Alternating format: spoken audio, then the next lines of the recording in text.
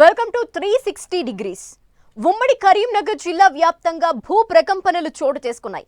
కరీంనగర్, సిరిసిల్ల, జగిత్యాలలో కొన్ని సెకన్ల పాటు ప్రకంపనలు వచ్చాయి. దీంతో ప్రజలు భయాందోళనకు గురయ్యారు. భయంతో ఇళ్ల నుంచి బయటికి పరుగులు తీశారు. రిక్టర్ స్కేల్ పై భూకంప తీవ్రత 3.9గా నమోదైంది. ఆసిఫాబాద్ జిల్లా కేంద్రానికి 10 కిలోమీటర్ల దూరంలో భూకంప కేంద్రం ఉన్నట్టు గుర్తించారు.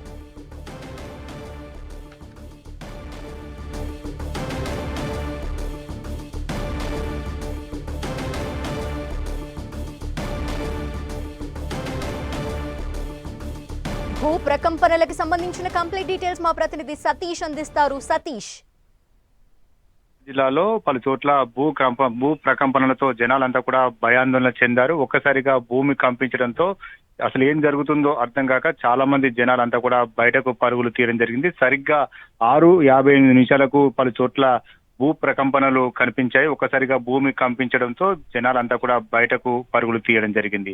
దాదాపు 3 నుంచి 4 సెకండ్ల పాటు భూమి ప్రకంపనలు కనిపించాయి.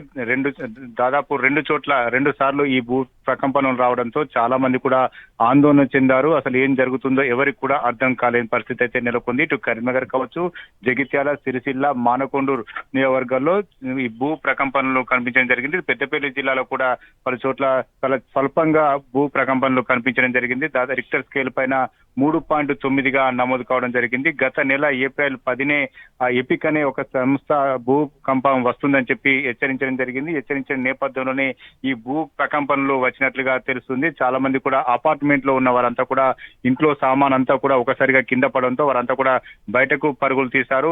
చాలా మంది కూడా ఆందోళన చెందుతున్నారు. చాలా చోట్ల కూడా ఈ భూ ప్రకంపన నేపథ్యంలో బయటనే చాలా మంది కూడా ఇంకా కూడా భయంతో గడుపుతున్నటువంటి పరిస్థితి కనిపిస్తుంది. ఇటు సింగరేణి ప్రాంతంలో ఈ భూ ప్రకంపనలు లేకపోయినప్పటికీ కూడా ఈ ప్రాంతంలో భూకంపం వస్తుందని చెప్పి హెచ్చరించిన నేపథ్యంలో కొంత ఆందోళన మాత్రం నెలకొందని చెప్పుకోవచ్చు. చాలా చోట్ల కూడా ఇదే పరిస్థితి నెలకొంది. మరొకవైపు భూ ప్రకంపనలు భయపెడుతుంటే మరోవైపు జిల్లాలో చాలా చోట్ల కూడా మోస్తారు నుంచి భారీ వర్షాలు కురుస్తున్నాయి. ఈదురుగాలులు ఎక్కువ ఉండడంతో చాలా చోట్ల పలు కాలనీలు అంధకారమైన పరిస్థితి. ఇటు కరీంనగర్ లో చాలా ప్రాంతాల్లో జనాలంతా కూడా భూ ప్రకంపనల నేపథ్యంలో వారంతా కూడా బయటనే ప్రస్తుతం అయితే ఆందోళన చెందుతూ వారంతా కూడా రాత్రంతా గడపాల్సిన పరిస్థితి ఉంది. ఎందుకంటే కొంత భూమి కంపించడంతో మరొకసారి భూకంపం వస్తే పరిస్థితి ఏంటనే ఆందోళన మాత్రం చాలా మందిలో వ్యక్తమవుతుంది. మొత్తానికైతే ఉమ్మడి కరీంనగర్ జిల్లాను భూకంపం భయపెడుతుందని చెప్పుకోవచ్చు. ధనలక్ష్మి.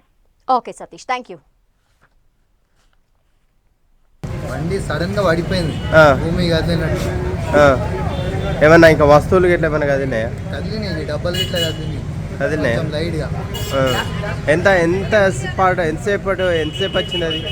దాదాపు ఒక 2-3 సెకండ్లు. 2-3 సెకండ్లు అట్లా అనిపించిందా?